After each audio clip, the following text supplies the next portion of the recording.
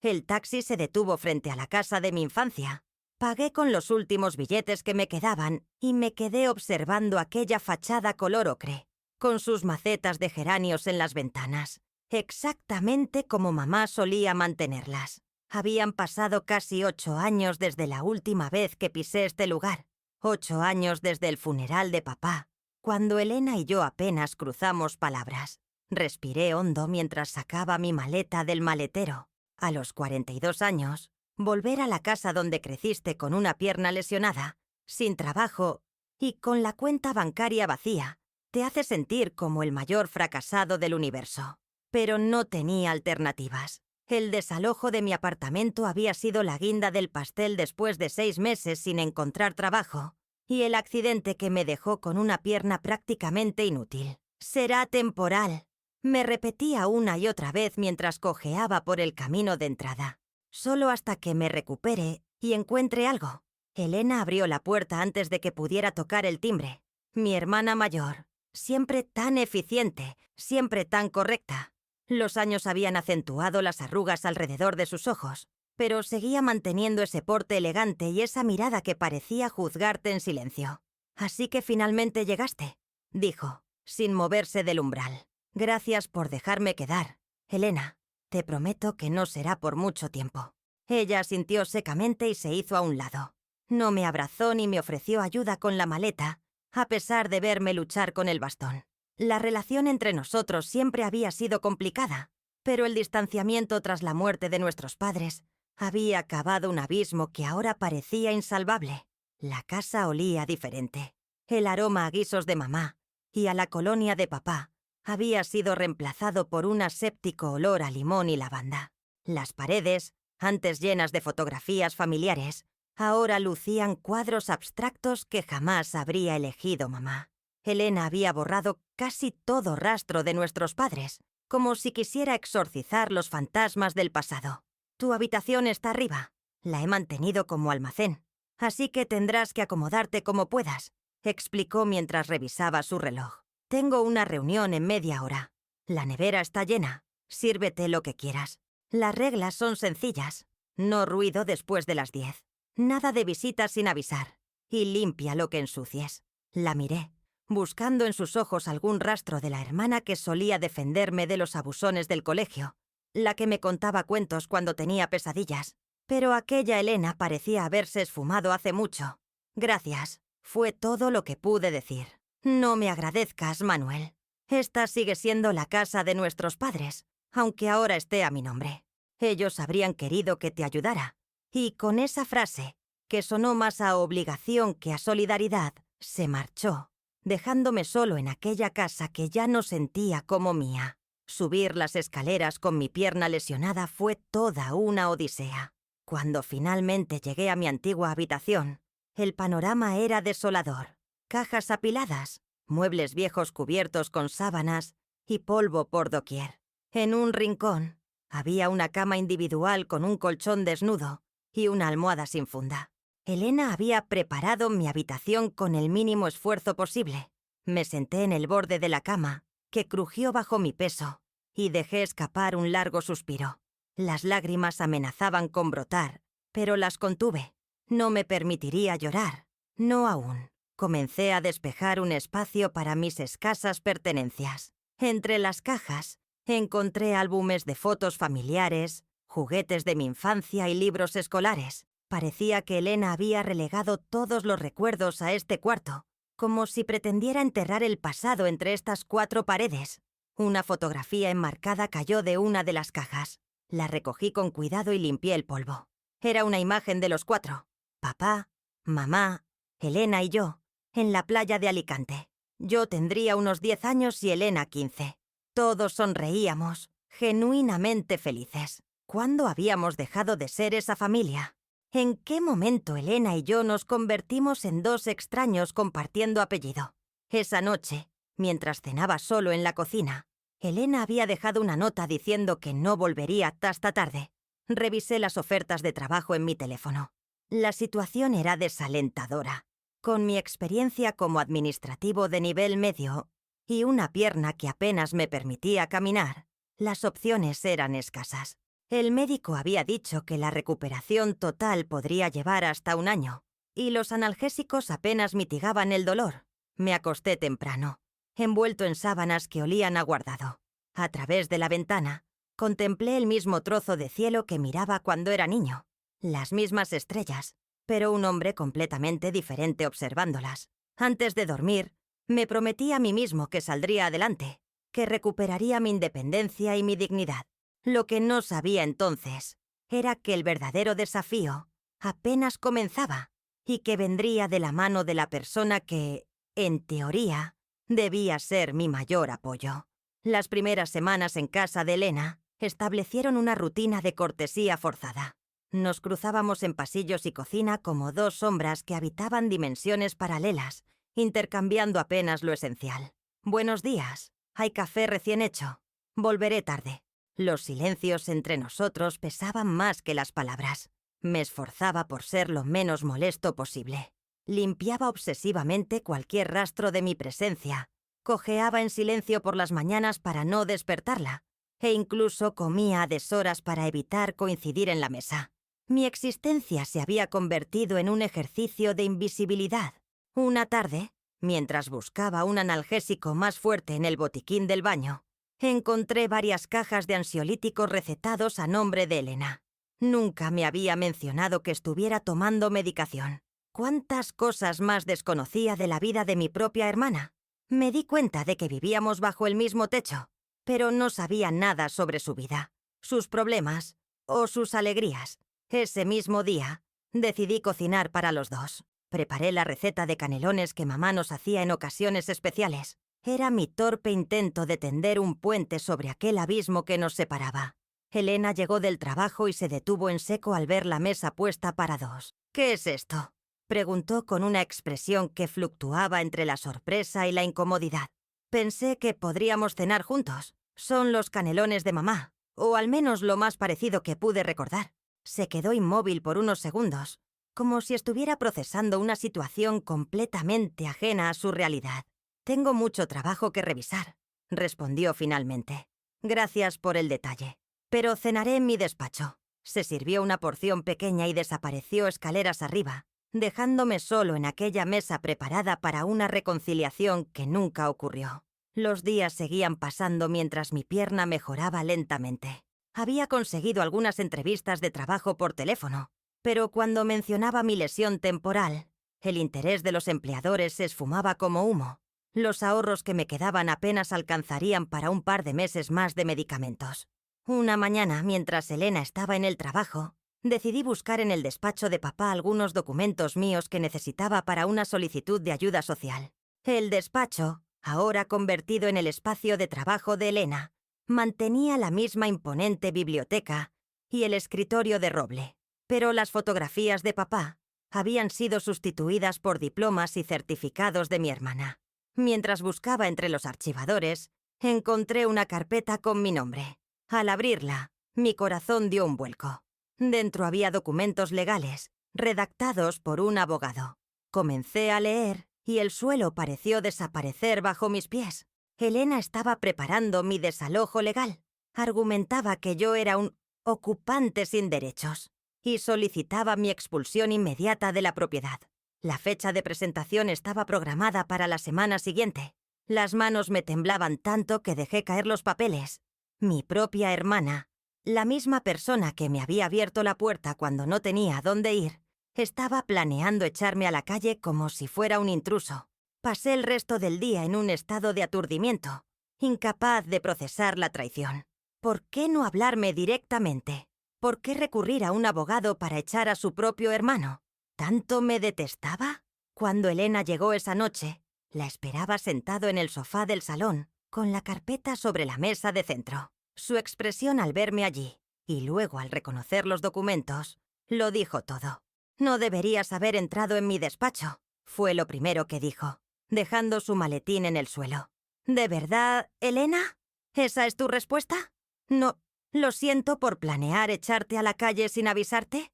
No lo entiendes, Manuel». Se pasó una mano por el cabello, un gesto que recordaba de nuestra infancia, cuando estaba nerviosa. «Las cosas no son tan simples. Explícamelo entonces. Explícame por qué mi hermana mayor prefiere recurrir a un abogado antes que hablar conmigo. Explícame por qué firmarías estos papeles para dejarme sin techo, sabiendo mi situación. Se sentó frente a mí, manteniendo una distancia calculada. Por primera vez en semanas, me miró directamente a los ojos. Voy a vender la casa, Manuel. He aceptado un trabajo en Barcelona y me mudo el mes que viene. Necesito liquidar esta propiedad. La noticia fue como un segundo golpe. ¿Y no podías decírmelo? ¿Tenía que enterarme así?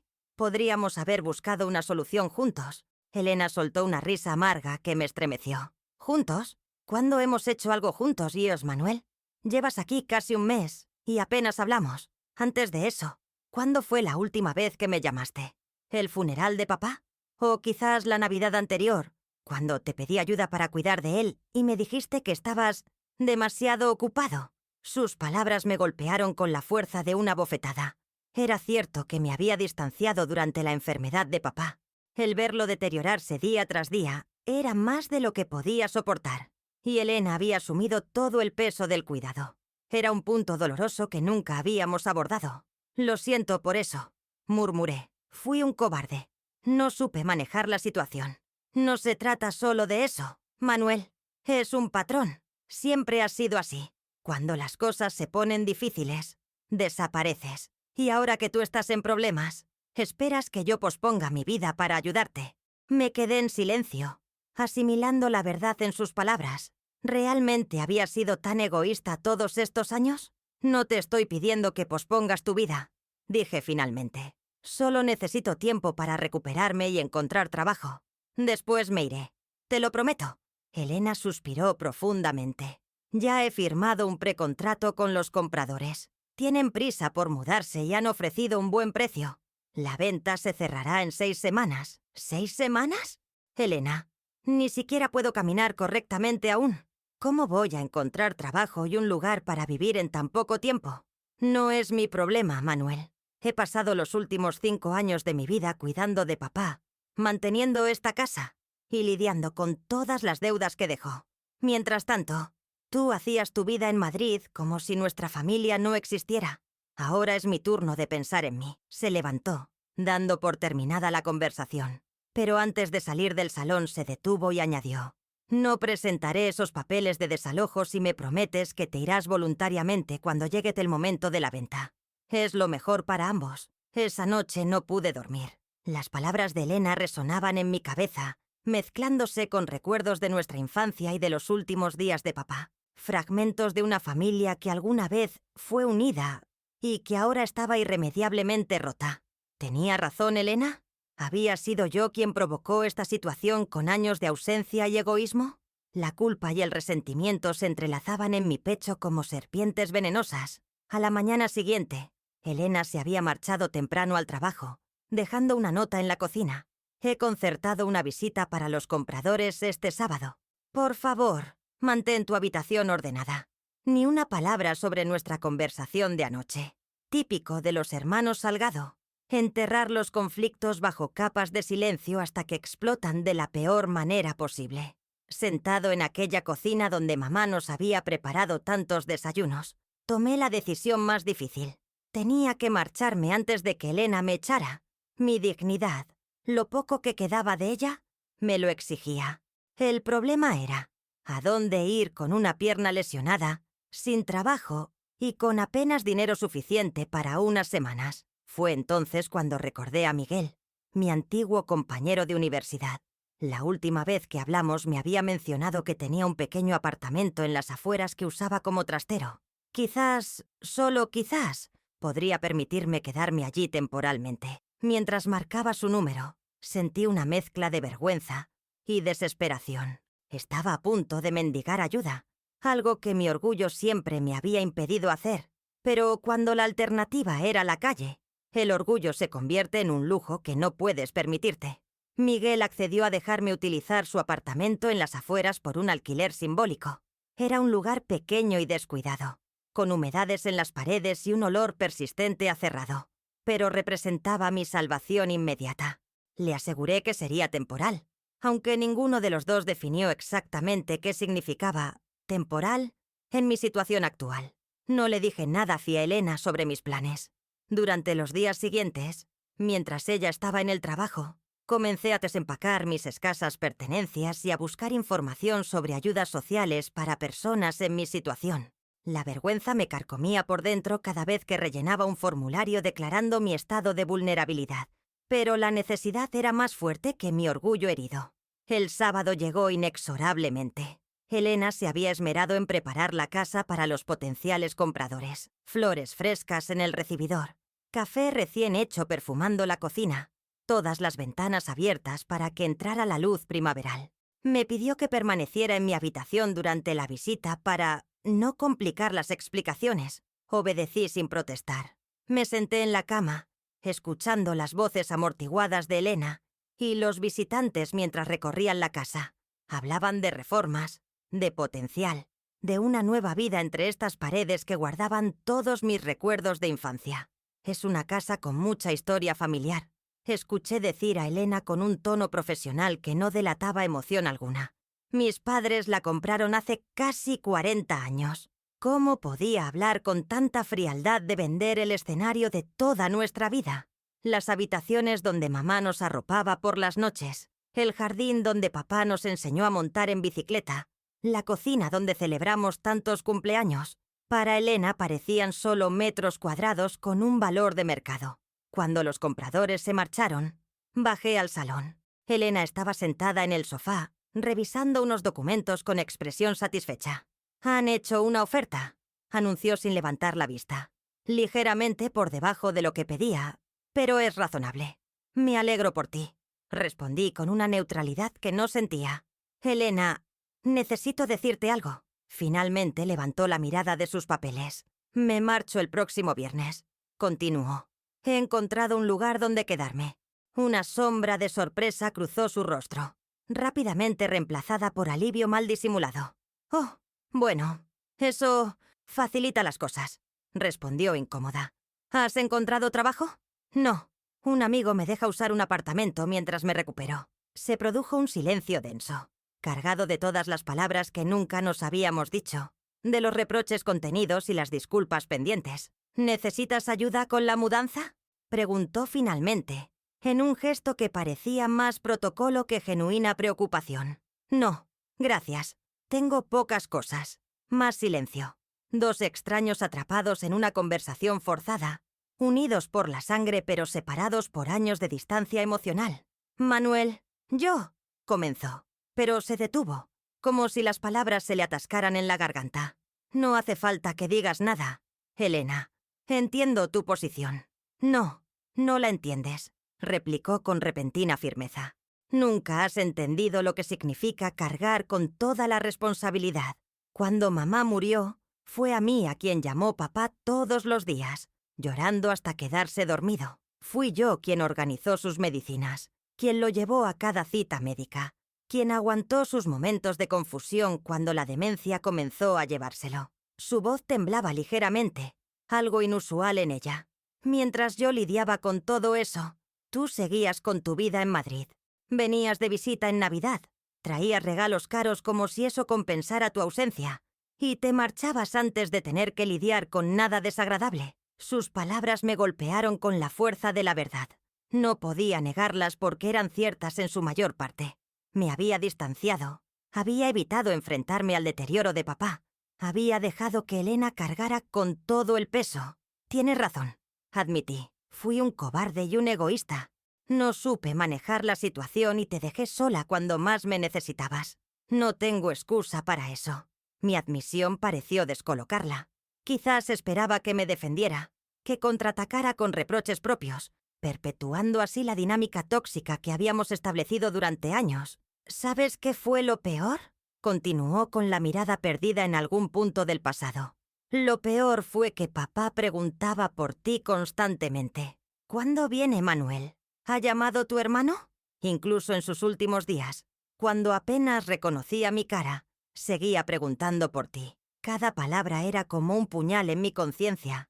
La imagen de papá preguntando por mí mientras yo inventaba excusas para no visitarlo me resultaba insoportable. «Lo siento, Elena. De verdad lo siento. Si pudiera volver atrás. Pero no puedes», me interrumpió. Nadie puede. Y ahora estás aquí, esperando que te rescate como siempre he hecho. La hermana mayor responsable salvando al hermano pequeño de sus malas decisiones. No es justo que digas eso, respondí, sintiendo que una chispa de indignación se encendía entre tanto remordimiento.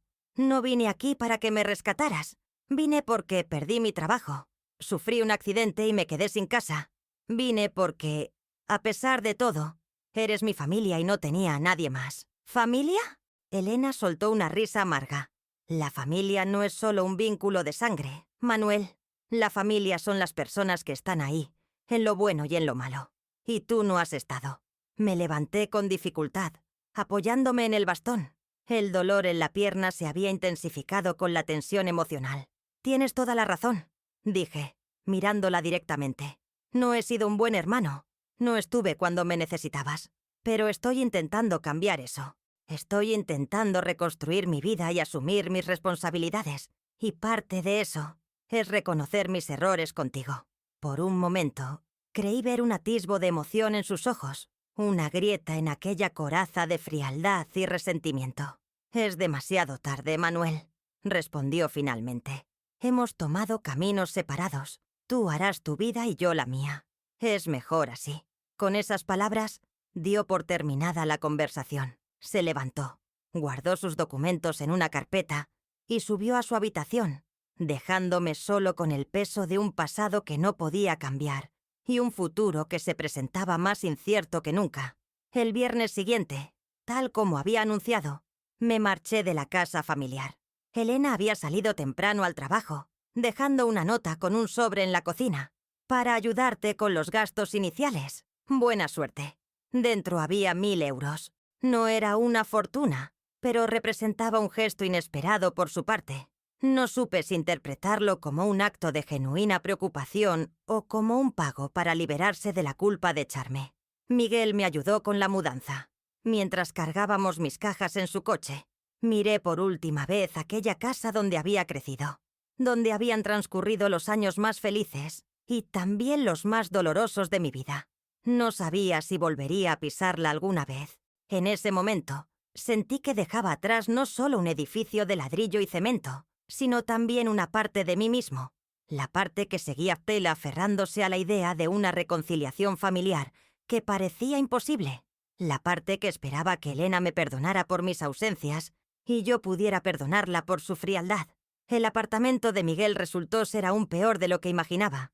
Un estudio de apenas 30 metros cuadrados en un edificio desvencijado, con una cocina minúscula, un baño donde apenas cabía y una cama individual que ocupaba casi todo el espacio restante. Las paredes descascarilladas revelaban manchas de humedad con formas caprichosas que, en mis noches de insomnio, parecían cobrar vida propia. Pero era mi hogar ahora, mi refugio temporal mientras intentaba reconstruir los pedazos de una vida que se había desmoronado en cuestión de meses. Las semanas siguientes establecí una nueva rutina. Por las mañanas hacía ejercicios para fortalecer mi pierna, siguiendo las indicaciones del fisioterapeuta de la Seguridad Social. Por las tardes buscaba trabajo incansablemente, enviando currículums y realizando entrevistas telefónicas que invariablemente terminaban en rechazo cuando mencionaba mi lesión. Los 1000 euros de Elena, sumados a los pocos ahorros que me quedaban, me darían un margen de 3 meses como máximo. Después de eso, la perspectiva era aterradora. Una tarde, mientras esperaba mi turno en los servicios sociales para solicitar una ayuda de emergencia, vi a una anciana luchando con varias bolsas de la compra. Me acerqué cojeando y le ofrecí mi ayuda. Muy amable, joven, sonrió ella, entregándome 2 de las bolsas más pesadas. Vivo aquí cerca, en el número 17. Durante el trayecto, doña Carmen, así se presentó, me contó que vivía sola desde que su marido había fallecido 5 años atrás. Sus hijos vivían en el extranjero y solo la visitaban en Navidad. La soledad es lo peor de hacerse mayor, comentó con una resignación que me conmovió. Más que los achaques o las arrugas, es no tener con quien compartir los recuerdos. Sus palabras resonaron en mí con una fuerza inesperada. ¿No era eso precisamente lo que me estaba ocurriendo? La soledad no era solo la ausencia de compañía, sino también la imposibilidad de compartir la memoria la historia, los vínculos que te definen como persona. Al llegar a su portal, doña Carmen insistió en invitarme a un café. Acepté, más por no desairarla que por verdadero interés. No imaginaba entonces que aquel encuentro casual cambiaría el rumbo de mi vida. El apartamento de doña Carmen era pequeño pero acogedor, con muebles antiguos bien cuidados y fotografías familiares por doquier. Me sirvió café en tazas de porcelana fina y colocó en la mesa unas pastas caseras que, según dijo, preparaba cada domingo por costumbre, aunque ya no tuviera con quién compartirlas. Mientras conversábamos, descubrí que había sido profesora de literatura en un instituto durante 40 años. Su pasión por los libros era evidente. Las estanterías del salón rebosaban de volúmenes cuidadosamente ordenados. ¿Y tú a qué te dedicas, Manuel?, preguntó con genuino interés. No supe por qué, pero me encontré contándole toda mi exhistoria. El despido, el accidente, la vuelta a casa de mi hermana, los documentos de desalojo, mi situación actual. Las palabras fluyeron como un río desbordado, arrastrando consigo toda la angustia, la vergüenza y el miedo que había estado conteniendo durante meses. Doña Carmen escuchó sin interrumpir, asintiendo ocasionalmente y ofreciéndome más café cuando mi voz se quebraba. No había juicio en sus ojos, solo una compasión serena que me permitía seguir hablando. La vida a veces nos golpea para enseñarnos algo, dijo cuando terminé mi relato. La cuestión es si somos capaces de aprender la lección. ¿Y qué lección se supone que debo aprender de todo esto?, pregunté con cierta amargura. Eso solo tú puedes descubrirlo. Sonrió enigmáticamente. Pero te diré algo que aprendí en mis 78 años. Las heridas familiares son las más dolorosas, pero también las que más necesitan sanarse. Tu hermana y tú estáis atrapados en un círculo de dolor que viene de muy atrás. Sus palabras me hicieron reflexionar. Era cierto que la relación con Elena nunca había sido fácil. Incluso antes de la enfermedad de nuestros padres, siempre hubo competencia, malentendidos, expectativas frustradas por ambas partes. No sé cómo romper ese círculo, admití. Elena no quiere saber nada de mí. A veces, el primer paso es simplemente escuchar, respondió doña Carmen. No para responder, no para defenderse, sino para realmente entender el dolor del otro. Esa tarde, al despedirme, doña Carmen me hizo una propuesta inesperada.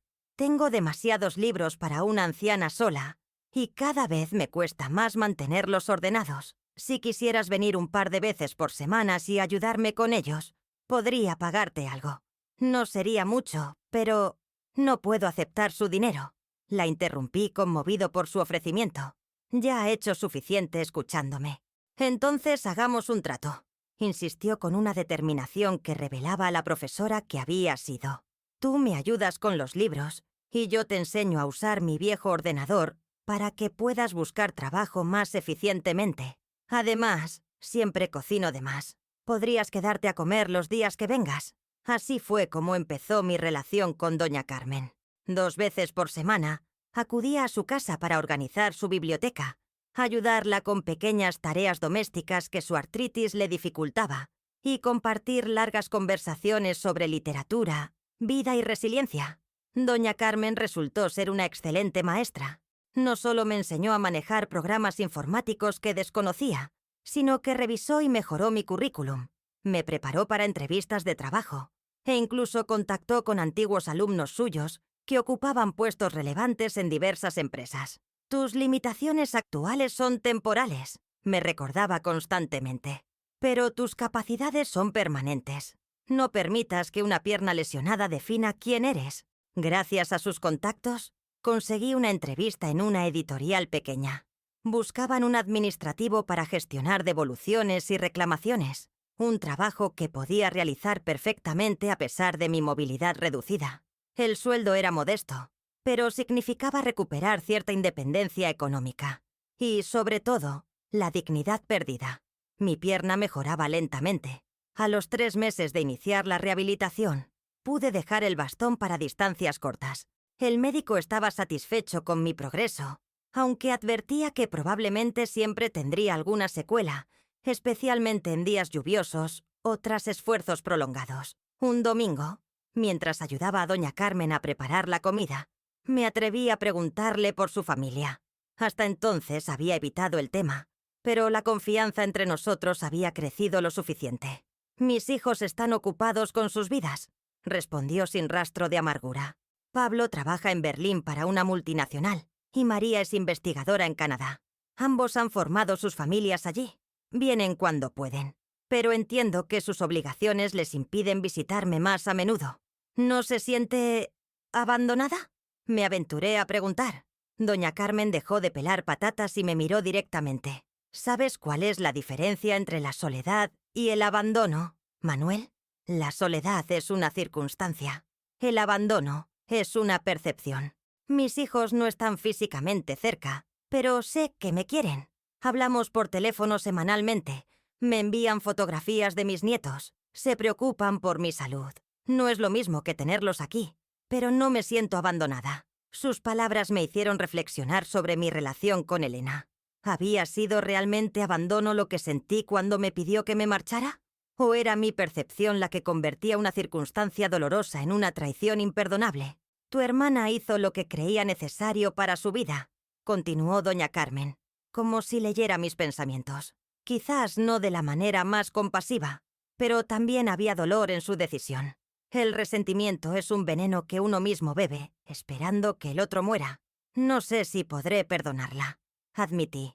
El perdón no es un acto único, Manuel. Es un proceso que comienza con la voluntad de entender al otro. Y a veces, el primer paso es perdonarte a ti mismo. ¿Perdonarme a mí mismo? Nunca lo había considerado desde esa perspectiva. Siempre había visto la situación como una batalla entre Elena y yo, sin considerar mi propia responsabilidad en el deterioro de nuestra relación a lo largo de los años. Esa noche, de vuelta en mi pequeño apartamento, escribí un correo electrónico a Elena. No pedía nada, no recriminaba nada, simplemente le contaba cómo iba mi recuperación, el trabajo que había conseguido, y le agradecía el dinero que me había dejado antes de marcharme. Terminaba con una frase sincera.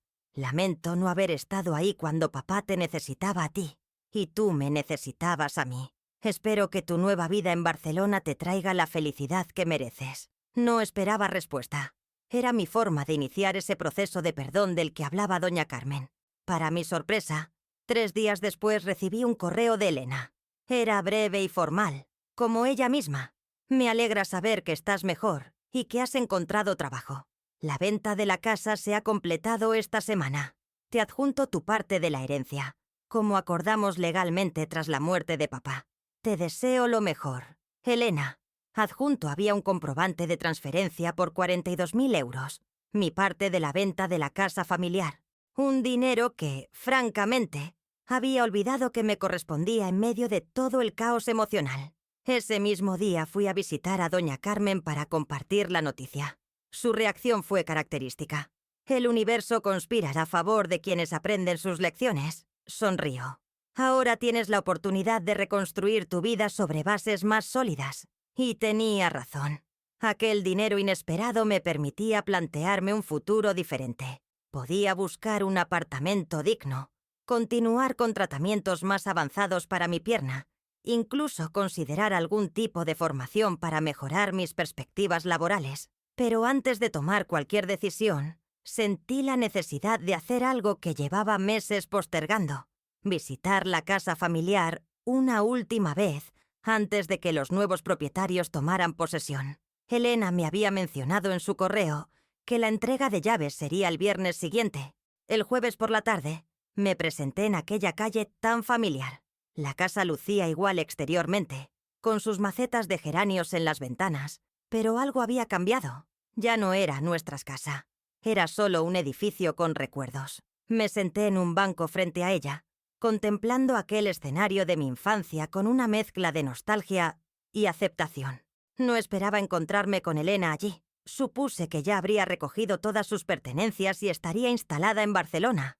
Por eso me sobresalté cuando escuché su voz a mi espalda.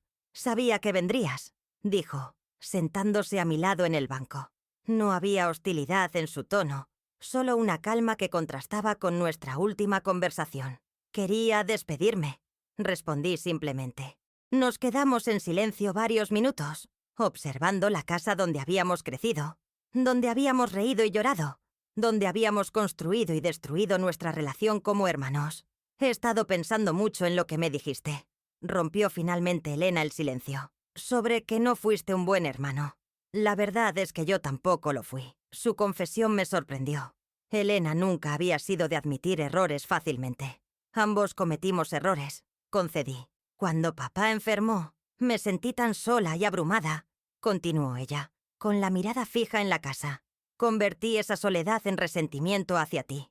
Era más fácil culparte que aceptar que estaba aterrorizada y que también necesitaba ayuda. Debí estar ahí, dije con sinceridad. Me asustaba verlo deteriorarse, ver en él un reflejo de mi propio futuro, de mi propia fragilidad, pero eso no justifica que te dejara cargar con todo. Elena asintió, y por primera vez en años, sentí que realmente nos estábamos escuchando el uno al otro. ¿Cómo es Barcelona?, pregunté intentando aligerar la conversación. Aún no lo sé, respondió con una pequeña sonrisa. He pospuesto la mudanza un mes. Hay complicaciones. Algo en su tono me alertó. ¿Qué tipo de complicaciones? Dudó un momento antes de responder. El mes pasado me diagnosticaron un problema cardíaco. Nada gravísimo. Pero necesito someterme a una intervención antes de mudarme. La operación es la próxima semana. La noticia me impactó. Mi hermana, siempre tan fuerte, tan independiente, enfrentando una operación cardíaca, y ni siquiera me lo había dicho. ¿Por qué no me lo contaste?, pregunté intentando controlar la mezcla de preocupación e indignación que sentía. No quería ser una carga, respondió con sencillez. Siempre he resuelto mis problemas sola. Reconocí en sus palabras el mismo orgullo obstinado que tantas veces me había impedido a mí pedir ayuda. Era un rasgo familiar, heredado quizás de nuestro padre. ¿Dónde te quedarás hasta la operación? ¿Tienes a alguien que te acompañe? He alquilado un pequeño apartamento cerca del hospital. Y no, iré sola, como siempre. Tomé una decisión en ese mismo instante, sin pensar en las complicaciones o en nuestro pasado tormentoso. No irás sola, dije con firmeza. Yo te acompañaré. Elena me miró con sorpresa, como si no reconociera al hombre que tenía delante. No necesito tu lástima, Manuel. No es lástima, Pets, Elena. Es familia. Y esta vez, no pienso fallarte. El día de la operación de Elena, llegué al hospital 2 horas antes de lo necesario. Permanecí en la sala de espera, observando el ir y venir de médicos y enfermeras, cada uno inmerso en sus propias urgencias. Una sensación de déjà vu me invadió al recordar las innumerables veces que Elena había hecho exactamente lo mismo durante la enfermedad de papá. Esperar sola en pasillos asépticos, pendiente de noticias, cargando con un peso que yo había elegido no compartir. Cuando llegó el momento, caminé junto a la camilla hasta donde me permitieron. Elena parecía sorprendentemente pequeña y vulnerable con aquella bata hospitalaria. Antes de que se la llevaran, tomé su mano brevemente. «Estaré aquí cuando despiertes», prometí. Una sombra de duda cruzó su rostro. Tantas promesas incumplidas entre nosotros hacían comprensible su escepticismo. «De verdad», insistí, «no me moveré de aquí». La operación fue relativamente sencilla. Una ablación cardíaca para corregir una arritmia que, según los médicos, probablemente llevaba años desarrollándose, agravada por el estrés y el agotamiento emocional. 2 horas de intervención y 3 días de hospitalización. Para el equipo médico, era un procedimiento rutinario. Para nosotros representaba mucho más, la oportunidad de reescribir una historia de ausencias. Durante ese tiempo, me instalé en el sofá de su apartamento temporal y asumí el papel que nunca había desempeñado antes, el de cuidador. Gestioné medicamentos, preparé comidas suaves como ella había hecho por papá, coordiné visitas médicas y, sobre todo, estuve presente, simplemente presente. La primera noche tras su regreso del hospital fue particularmente difícil. Elena tuvo una reacción adversa a uno de los medicamentos, fiebre alta y náuseas que la dejaron agotada. Pasé la noche en vela, cambiando compresas frías sobre su frente, sosteniendo un cuenco cuando las náuseas empeoraban, consultando telefónicamente con el médico de guardia cada hora.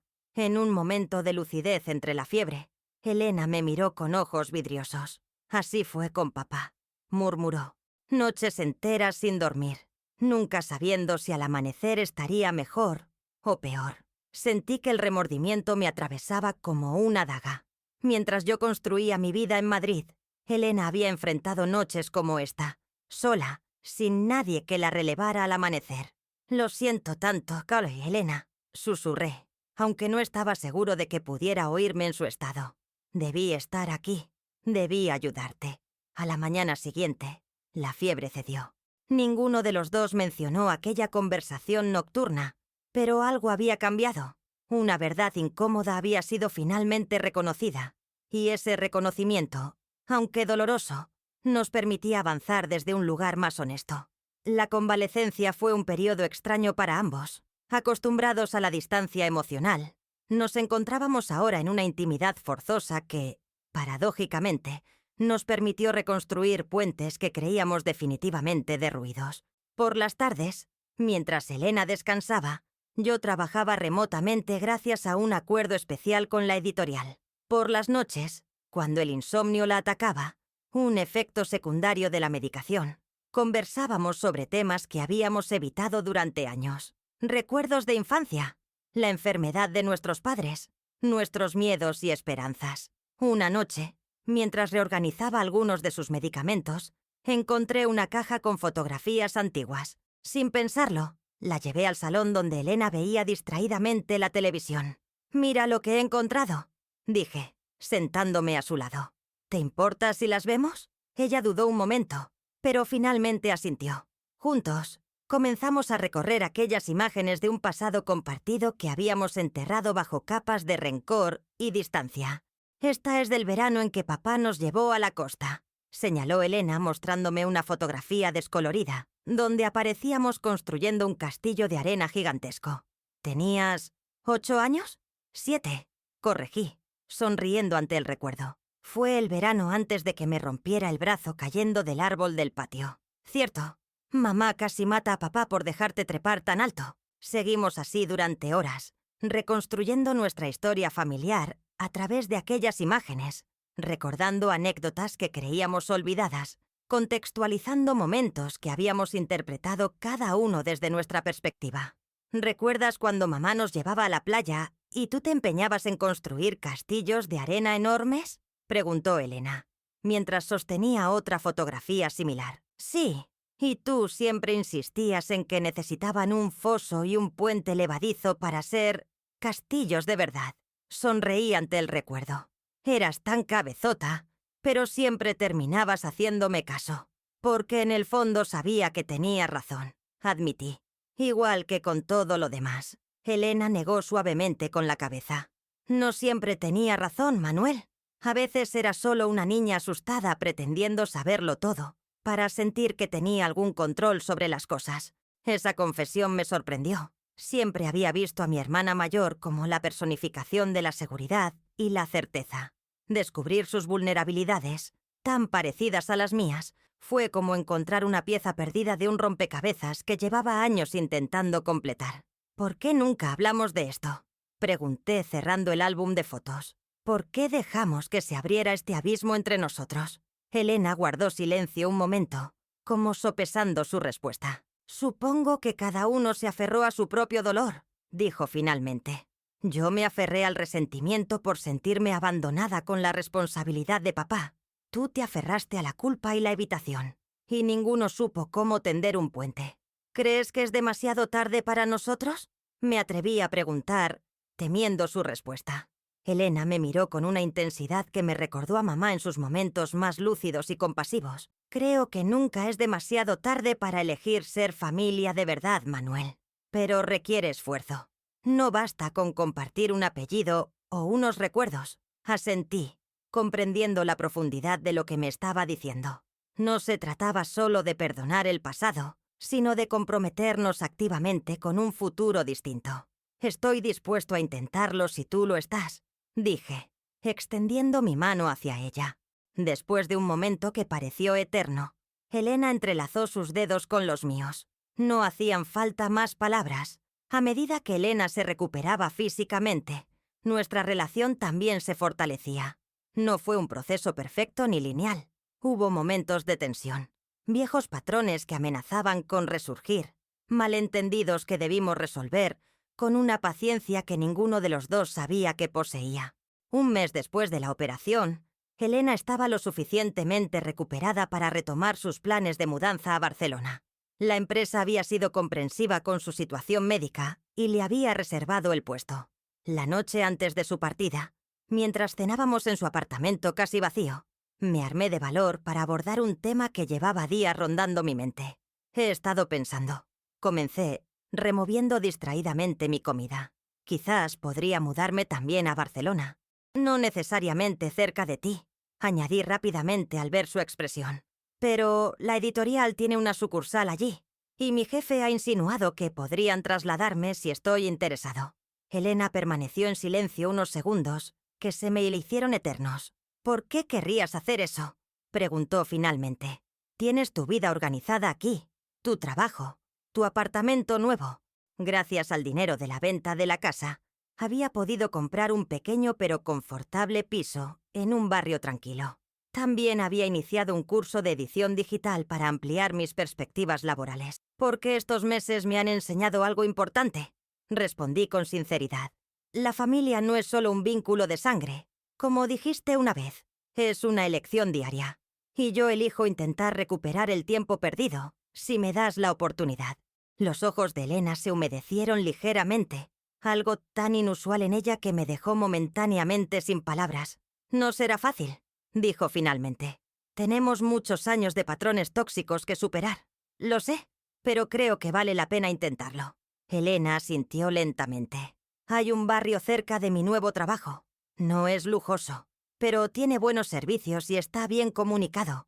Podría enviarte información sobre algunos pisos en alquiler. Era su manera de decir que aceptaba mi propuesta. Su forma de tender un puente desde su lado del abismo. 3 meses después, me mudé a Barcelona. No al mismo edificio que Elena. Ambos valorábamos nuestra independencia, pero sí lo suficientemente cerca para vernos con regularidad. Establecimos una rutina de cenas semanales, alternando entre su casa y la mía. Poco a poco, fuimos construyendo una relación adulta basada no en la obligación familiar, sino en el respeto mutuo y el genuino deseo de formar parte de la vida del otro. No fue un camino sin obstáculos. Hubo discusiones, momentos en que los viejos resentimientos amenazaban con resurgir, malentendidos que requirieron paciencia y humildad para resolverse. Pero cada vez que tropezábamos, recordábamos lo cerca que habíamos estado de perdernos el uno al otro para siempre, y eso nos daba la fuerza para intentarlo de nuevo. Mi trabajo en la sucursal catalana de la editorial prosperó. Mi pierna, aunque nunca volvió al estar completamente como antes, me permitía llevar una vida normal con apenas molestias ocasionales. Elena, por su parte, se adaptó perfectamente a su nuevo puesto y comenzó a construir un círculo social activo. Doña Carmen seguía formando parte de mi vida, ahora a través de largas conversaciones telefónicas semanales. Le conté sobre mi reconciliación con Elena, sobre mi nueva vida en Barcelona, sobre las lecciones aprendidas en el camino. ¿Sabes?, me dijo en una de nuestras llamadas. A veces necesitamos perderlo todo para descubrir lo que realmente importa. No es el destino final lo que nos define, sino cómo respondemos a los desvíos inesperados. Un año después de mi mudanza a Barcelona, Elena me invitó a su apartamento para una cena que describió como especial. Cuando llegué me sorprendió encontrar la mesa puesta para 3. ¿Esperas a alguien más?, pregunté intrigado. Sí, sonrió enigmáticamente. He invitado a Ricardo, un compañero de trabajo. Nos estamos conociendo. Era la primera vez que Elena compartía conmigo aspectos de su vida sentimental. El gesto no pasó desapercibido. Me estaba abriendo una puerta a su intimidad que siempre había mantenido cerrada. Ricardo resultó ser un hombre afable y culto, profesor de historia en la universidad y apasionado de la jardinería.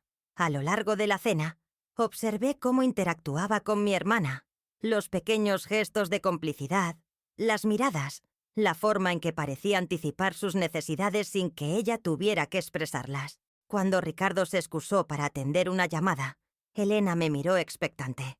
¿Y bien? ¿Qué te parece? Parece hacerte feliz, respondí sinceramente. Y eso es lo único que importa. Su rostro se iluminó con una sonrisa que me recordó a la Elena de nuestra infancia, antes de que las responsabilidades y los resentimientos empañaran su mirada. «Nunca pensé que llegaríamos a esto», dijo en voz baja. «Tú y yo, compartiendo mi vida, hablando como adultos. Hubo un momento en que creí que estábamos irremediablemente rotos. Lo estábamos», admití. «Pero a veces las cosas rotas pueden repararse y volverse más fuertes precisamente en los lugares donde se rompieron». Era una frase que había leído en alguno de los libros de Doña Carmen, pero en ese momento sentí que capturaba perfectamente nuestra historia. 2 años después de presenciar a mi hermana firmar aquellos papeles para echarme de casa, me encontraba sentado a su mesa, compartiendo su alegría, formando parte de su vida por elección mutua. El camino había sido doloroso, lleno de errores y arrepentimientos, pero nos había conducido a un lugar que ninguno de los dos habríamos imaginado. En las grietas de nuestra relación rota, había florecido algo nuevo y más fuerte. Una familia reconstruida no sobre la obligación o la culpa, sino sobre el perdón y la voluntad de empezar de nuevo. Cuando Ricardo regresó a la mesa, Elena tomó mi mano y la suya, uniéndolas en un gesto simbólico. «A los nuevos comienzos», brindó alzando su copa con la mano libre. «A los nuevos comienzos», repetimos Ricardo y yo al unísono. Más tarde esa misma noche, cuando ya me despedía para regresar a mi apartamento, Elena me detuvo en la puerta. «Hay algo que quiero darte», dijo, y desapareció brevemente en su habitación. Volvió con una pequeña caja de madera que reconocí inmediatamente, el joyero de mamá. «Encontré esto entre las cosas que guardé antes de vender la casa», explicó abriéndola. «Creo que deberías tenerlo tú». Dentro había un viejo reloj de bolsillo que había pertenecido a nuestro abuelo. Papá siempre había dicho que algún día sería mío, pero con su enfermedad y todo lo que vino después, había olvidado completamente su existencia. «Elena, no puedo aceptarlo», protesté débilmente. «¿Sabes lo mucho que significa?» «Exactamente por eso quiero que lo tengas», me interrumpió.